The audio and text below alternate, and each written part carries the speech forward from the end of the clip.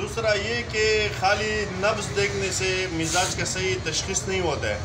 اگر آپ نے صحیح تشخیص کرنا ہے تو آنکھوں کا رنگ، اگر آنکھیں سفید ہے تو اعصابی ہے، اگر آنکھوں میں سرخ ڈور ہے تو عضلاتی ہے، اور آنکھوں میں اگر پیلا ڈور ہے اور اس کا سفید جگہ پیلا ہے تو یہ غدی ہے. اس سے چہرے میں اگر سفیدی غالب ہے تو اعصابی ہے، چہرے میں اگر سرخی اور سیاہی غالب ہے تو یہ عضلاتی ہے، اور چہرے میں اگر پیلا پن زیادہ ہے تو غدی ہے. یہ بھی آپ نے ایک ٹائم پہ دیکھنا ہے. اعصابی مزاج والوں کے بال بہت نرم ہوتے ہیں، اعصابی مزاج والے کے بال بہت نرم ہوتے ہیں، ریشمی اور سفید ہوتے ہیں، وقت سے پہلے سفید ہو جاتے ہیں.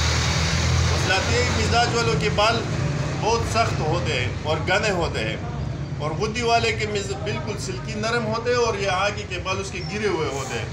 سب سے اس چیز سے نشانی، اگر آپ نے پورا تشخیص ایک مریض کا کرنا ہے تو آنکھوں سے، بالوں سے، چہرے سے، قارورہ سے، لمس سے اور نبض سے، ان سب چیزیں دیکھ کر پھر آپ نے یہ تعین کرنا ہے کہ اس کا کون سا مزاج ہے.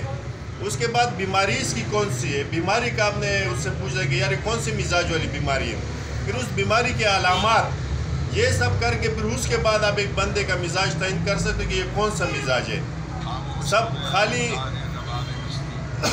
خالی نفس سے بھی صحیح پتہ نہیں چلے گا، خالی قارورہ سے بھی صحیح پتہ نہیں چلتا ہے، خالی زبان کا رنگ دیکھنے سے بھی صحیح پتہ نہیں چلتا ہے. آپ نے سب چیزوں کو مد نظر رکھنا ہے، سب کے علامات، پھر بیماریوں کے علامات بھی آپ کو پتہ ہونے چاہیے کہ کون سا بیماری کون سے مزاج میں ہوتا ہے.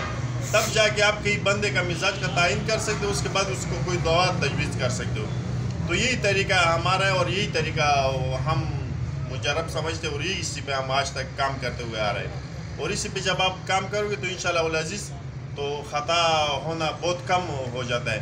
اگر آپ نے مزاج اور مرض کا وجوہات معلوم کر لیے پھر آپ کو پھر نسخوں کی ضرورت بھی نہیں پڑے گی. پھر آپ گھر بیٹھے علاج کر سکتے ہو، آپ سبزیوں سے علاج کر سکتے ہو، آپ کو پھر